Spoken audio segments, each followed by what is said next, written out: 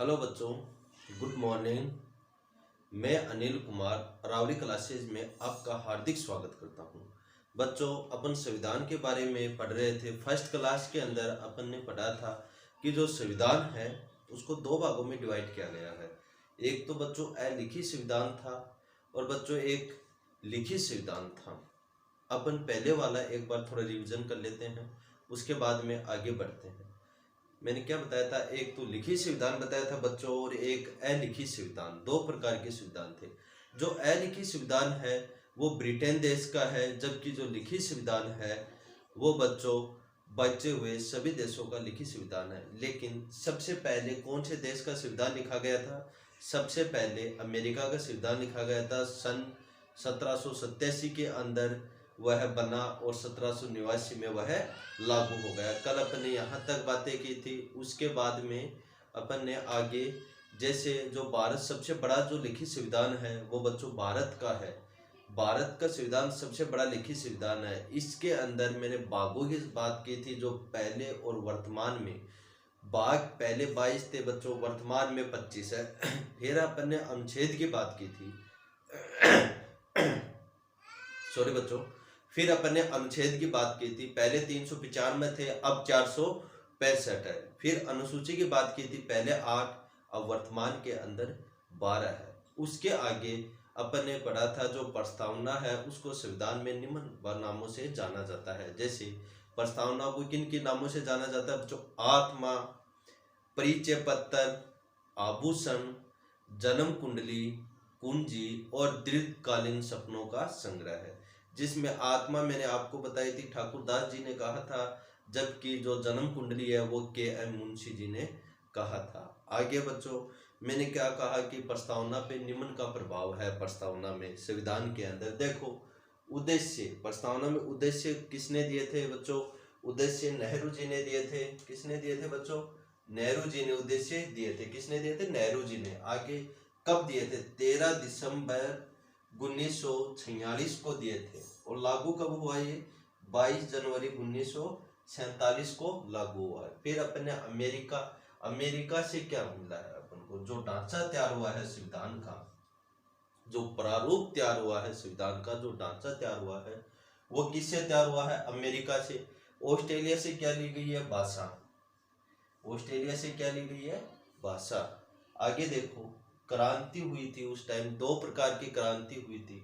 एक तो फ्रांसीसी क्रांति, एक रूसी क्रांति हुई थी। जहां फ्रांसीसी क्रांति से 3 शब्द लिए गए थे, स्वतंत्रता, समानता और बंधुता। और जबकि रूसी क्रांति से एक शब्द लिया गया था, कौन सा? न्याय। यहाँ तक सभी बच्चों के समझ में आ गया होगा। आगे देखो बच्चों, अब अपन आगे बढ़ते हैं। आगे क्या है? जैसे मैंने आपको कहा था, जो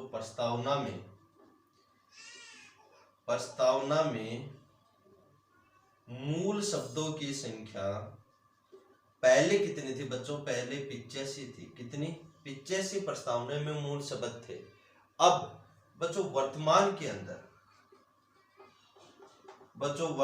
में 88 शब्द है।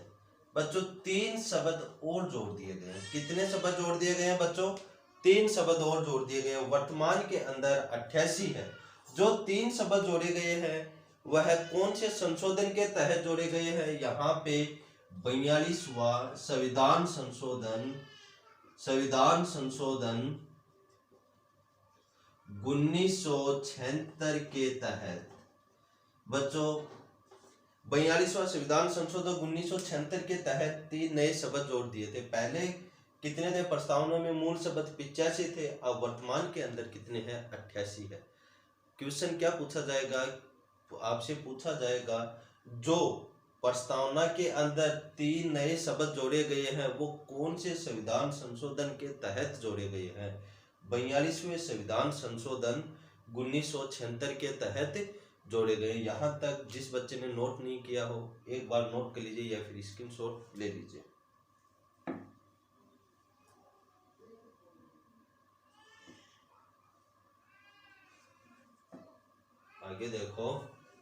आगे देखो, यहाँ तक सभी के समझ में आ गया होगा।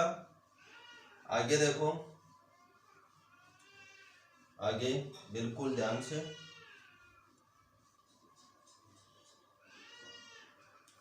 हर डे, देखो हम एक में कोई सेंटेंस लिख रहा हूं, उसकी फिर अपन व्याख्या करते हैं, आप उसको नोट कर लीजिए। हम भारत के लोग, हम लोग भारत को, या हम लोग भारत को संपूर्ण प्रभुत्व संपन्न, संपूर्ण प्रभुत्व संपन्न, समाजवादी पंथ निरपेक्ष, समाजवादी पंथ निरपेक्ष, लोकतांत्रिक तथा गणराज्य। यहां तक देखो, हम लोग भारत को संपूर्ण प्रभुत्व संपन्न, समाजवादी पंथ निरपेक्ष, लोकतांत्रिक गणराज्य बनाने के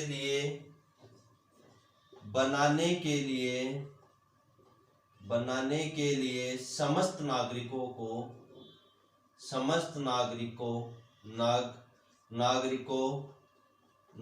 को आगे। यहां तक आप नोट कर लीजिए इसको, फिर अपन इसकी व्याख्या करते हैं।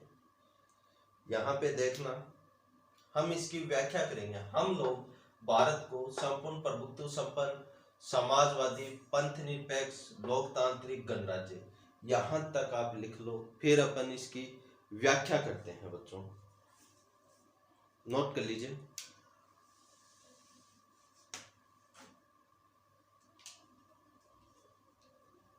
देखो,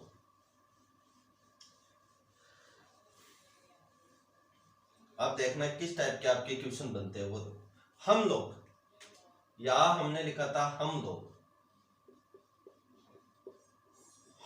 शब्द का अर्थ क्या है, इसका अर्थ अपन व्याख्या कर रहे हैं। हम लोग भारत को, हम भारत के लोग, हम लोग शब्द यह अमेरिका के यूएनओ से लिया गया है, अमेरिका के यूएनओ से लिया गया है हम लोग शब्द। हम लोग शब्द का अर्थ है कि संविधान की संपूर्ण शक्ति, संविधान की संपूर्ण शक्ति जनता में निहित होती है, जनता में निहित होती है। हम लोग शब्द अमेरिका के यूएनओ से लिया गया है। हम लोग शब्द का जो अर्थ है, संविधान की संपूर्ण शक्ति जनता में निहित होती है। आगे भारत शब्द का उल्लेख, यानी हमारे देश का जो उल्लेख है, सेकंड लाइन की अपन व्याख्या करते हैं। हमारे देश का उल्लेख कितनी बार हुआ है? 2 बार। यहां तक हो गया। आगे आपसे क्वेश्चन इस टाइप से पूछा जाएगा, प्रस्तावना में आए हुए शब्दों को क्रम से जमाएं। तो प्रस्तावना में कौन कौन से शब्द आए हुए हैं उनको देखो, अपन यहाँ क्रम से जमाएंगे। एक फर्स्ट शब्द था संपूर्ण प्रभुत्व संपन्न, संपूर्ण प्रभुत्व संपन्न, संपूर्ण प्रभुत्व संपन्न। सेकंड संपूर्ण प्रभुत्व संपन्न, समाजवादी। थर्ड था पंथ निरपेक्ष। फोर्थ था लोकतांत्रिक। फिफ्थ था गणराज्य। यहां तक देखो, क्रम से जमाए, क्रम से जमा दिया अपन ने। संपूर्ण प्रभुत्व संपन्न, समाजवादी, पंथ निरपेक्ष, लोकतांत्रिक और गणराज्य। अब 1 बाय 1 अपनी इसको एक्सप्लेन करेंगे। जैसे समाजवादी का क्या अर्थ है, पंथ निरपेक्ष का क्या अर्थ है, गणराज्य का क्या अर्थ है, 1 बाय 1 अपन इसको एक्सप्लेन करेंगे। एक बार आप नोट कर लीजिए।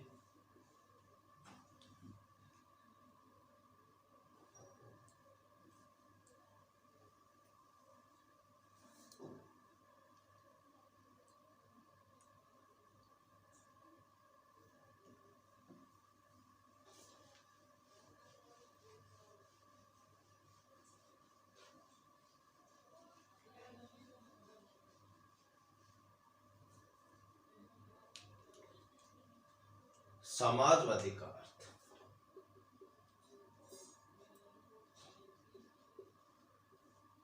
समाजवादी का अर्थ देखो, हमारे देश में लोकतांत्रिक और मिश्रित दो प्रकार का समाज है। हमारे देश में कैसा समाज है?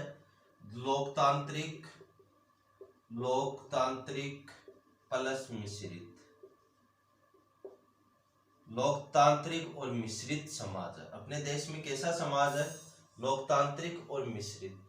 हमारे देश में सरकारी प्लस निजी दोनों का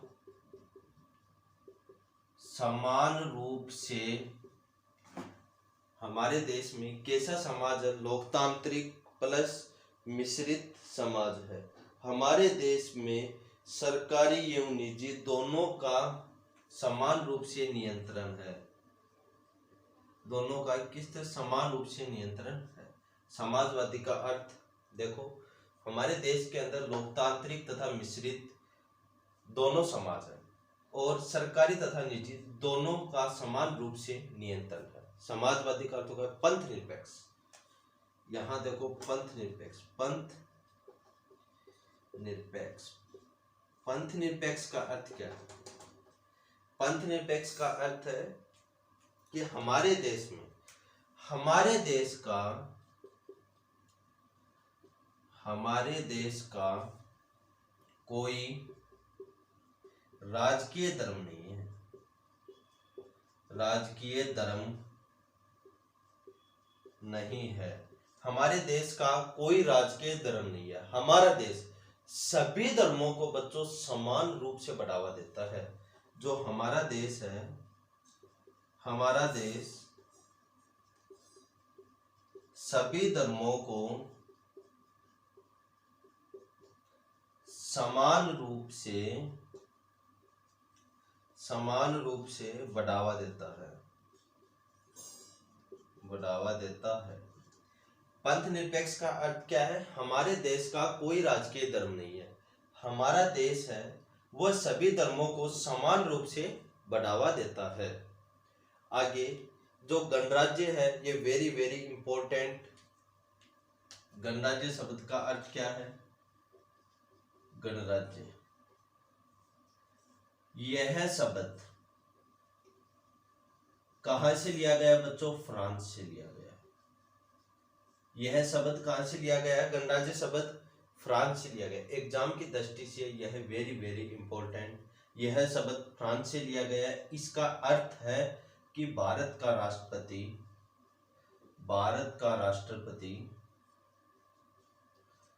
निर्वाचित होता है, निर्वाचित होता है। गणराज्य शब्द, यह शब्द फ्रांस से लिया गया है और इस शब्द का अर्थ है कि जो भारत का राष्ट्रपति है वह निर्वाचित होता है। देखो आपसे किस प्रकार से क्वेश्चन पूछा जाता है। यहां मैं क्वेश्चन नोट कर रहा हूं, देखना, यहां पे क्वेश्चन नोट कर रहा हूं। यहां पे भारत का राष्ट्रपति होता है, ए ऑप्शन मनोनीत, बी ऑप्शन चयनित, सी ऑप्शन निर्वाचित और डी ऑप्शन इनमें से कोई नहीं।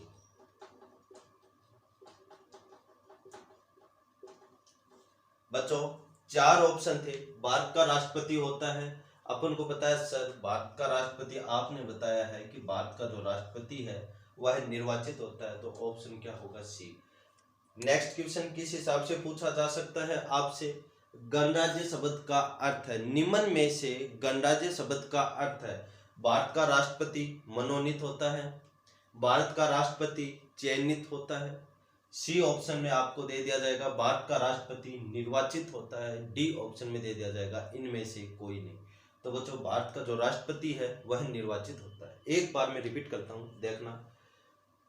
प्रस्तावना में आए हुए शब्द को क्रम से जमाए। अपन ने क्रम से जमा दिए, संपूर्ण, प्रभुत्व संपन्न, समाजवादी, पंथ निरपेक्ष, लोकतांत्रिक और गणराज्य। आगे देखो, यहाँ पे जो समाजवादी है इसका अर्थ क्या है? समाजवादी का अर्थ कि हमारे देश के अंदर लोकतांत्रिक प्लस मिश्रित दोनों प्रकार का समाज है, सरकारी एवं निजी दोनों का समान रूप से नियंत्रण है। जो सरकारी संस्था है, निजी संस्था है, इनका समान रूप से क्या है, नियंत्रण है। पंथ निरपेक्ष का अर्थ क्या है, हमारे देश का कोई भी राजकीय धर्म नहीं है, हमारे देश का कोई भी राजकीय धर्म नहीं है। हमारा देश सभी धर्मों को क्या है, समान रूप से बढ़ावा देता है, चाहे वो सिख हो, चाहे वो हिंदू हो, चाहे वो मुस्लिम हो, ईसाई हो, कोई भी धर्म हो, सभी धर्मों को समान रूप से बढ़ावा देता है।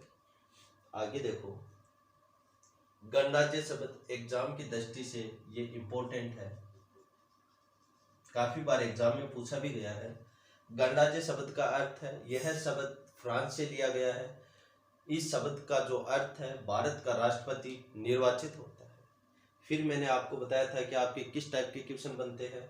भारत का राष्ट्रपति होता है मनोनीत, चयनित, निर्वाचित या इनमें से कोई नहीं। तो बच्चों कैसा होता है, निर्वाचित होता है। आगे सेकंड क्वेश्चन किस टाइप का बन सकता है, गणराज्य शब्द का अर्थ है, ऑप्शन में होगा ए ऑप्शन भारत का राष्ट्रपति मनोनीत होता है, बी ऑप्शन भारत का राष्ट्रपति चयनित होता है, सी ऑप्शन भारत का राष्ट्रपति निर्वाचित होता है, डी ऑप्शन इनमें से कोई नहीं। तो बच्चों भारत, इसमें सी ऑप्शन राइट होगा, भारत का राष्ट्रपति क्या होता है, निर्वाचित होता है। आगे देखते हैं, 1 मिनट इसको नोट कर लीजिए।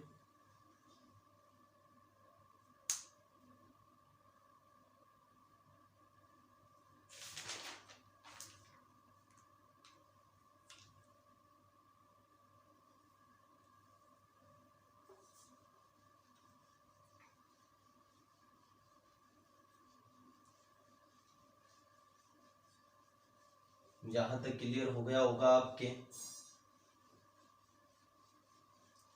आगे देखते हैं, देखो, संपूर्ण प्रभुत्व संपन्न, समाजवादी, पंथ निरपेक्ष, लोकतांत्रिक, गणराज्य। अगर क्रम से जमाने के लिए आए तो आप तुरंत इसी क्रम में ही जमा देना। आगे देखो, जो प्रस्तावना है इसके अंदर न्याय, कितनी प्रकार के न्याय का उल्लेख हुआ है। प्रस्तावना में न्याय देखो कितने प्रकार का न्याय का उल्लेख है। प्रस्तावना के अंदर 3 प्रकार के न्याय का क्या हुआ है, उल्लेख हुआ है। प्रस्तावना के अंदर कितने प्रकार के न्याय का उल्लेख हुआ है बच्चों, 3 प्रकार। सामाजिक, कौन कौन से न्याय का उल्लेख हुआ है सर, तो आप ये बताओ। सामाजिक, राजनीतिक और आर्थिक, कितने न्याय का उल्लेख हुआ है, सामाजिक, राजनीतिक और आर्थिक न्याय का।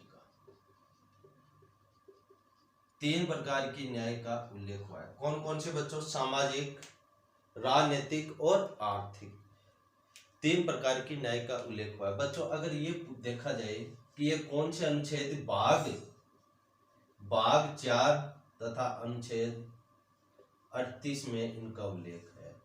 न्याय का उल्लेख इसमें है, भाग 4 और अनुच्छेद 38 के अंदर न्याय का उल्लेख है। जबकि कितने प्रकार के न्याय का उल्लेख है, सामाजिक, आर्थिक और राजनीतिक। सामाजिक, आर्थिक और राजनीतिक 3 प्रकार के न्याय का उल्लेख है भाग 4 में और अनुच्छेद 38 में। 1 मिनट इसको नोट कर लो, फिर मैं आपको बताता हूं कि स्वतंत्रता, कितने प्रकार की स्वतंत्रताओं का उल्लेख है।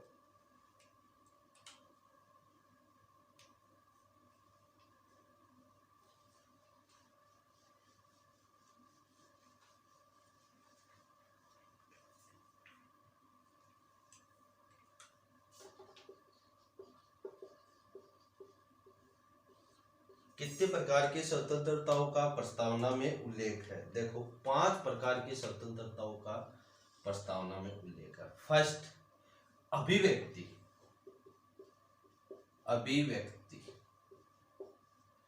फर्स्ट। सेकंड, विचार। थर्ड,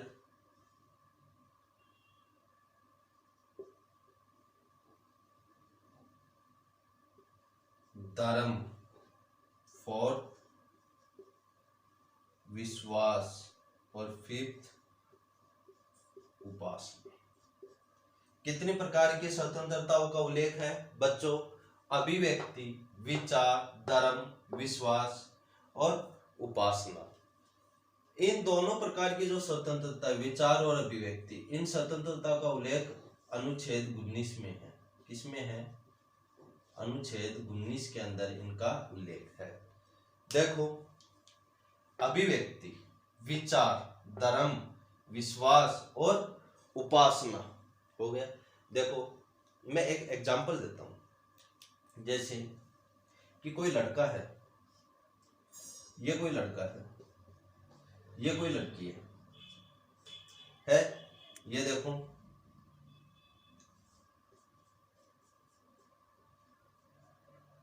ये कोई लड़की है, ये लड़की है और ये लड़का है। अब ये लड़का इस लड़की को देखने के लिए आता है। देखते ही दोनों में क्या प्रकट होती है? देखते ही आपस में अभिव्यक्ति, दोनों में अभिव्यक्ति प्रकट होते हैं।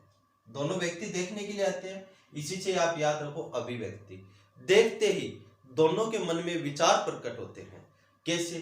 कि ये लड़का कैसा है, ये लड़की कैसी है, ऐसे विचार प्रकट होते हैं। दोनों के मन में क्या प्रकट होंगे? विचार। तो इससे आपको ध्यान में हो जाएगा विचार।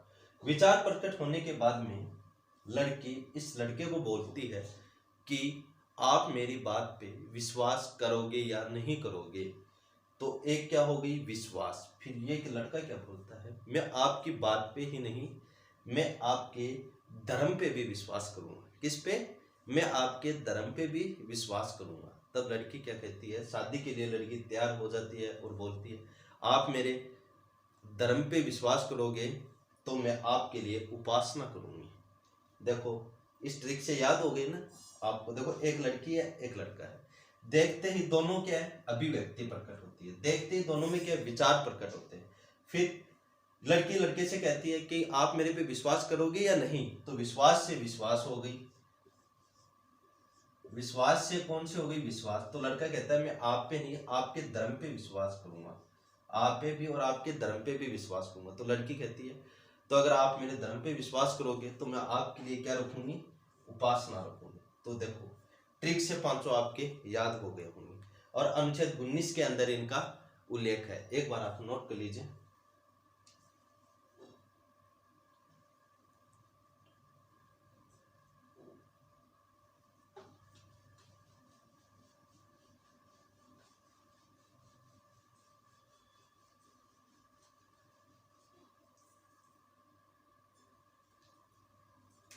फिर क्या है? समानता। समानता का दो समानता को लेकर प्रतिष्ठा, प्रतिष्ठा तथा अवसर। कितने प्रकार की समानताओं का उल्लेख है बच्चों? दो प्रकार की समानताओं का उल्लेख है और दोनों प्रकार की जो समानताओं का उल्लेख है वो अनुच्छेद 16 के अंदर है। कौन से अनुच्छेद में है बच्चों? अनुच्छेद 16 में है। मैंने क्या बताया आपको? मैंने क्या कहा था? न्याय। न्याय 3 प्रकार की मैंने आपको करवाई है। स्वतंत्रता 5 प्रकार की, जबकि समानता 2 प्रकार की। तीनों पूछ लिया जाए कि प्रस्तावना में न्याय, स्वतंत्रता तथा समानता तीनों का उल्लेख कितनी बार हुआ है? कितनी बार उल्लेख है तीनों का? 10 बार उल्लेख। प्रस्तावना में न्याय, स्वतंत्रता, समानता कितने प्रकार की बताई गई है बच्चों? 10 प्रकार की बताई गई है। आगे यहां तक आप नोट कर लीजिए।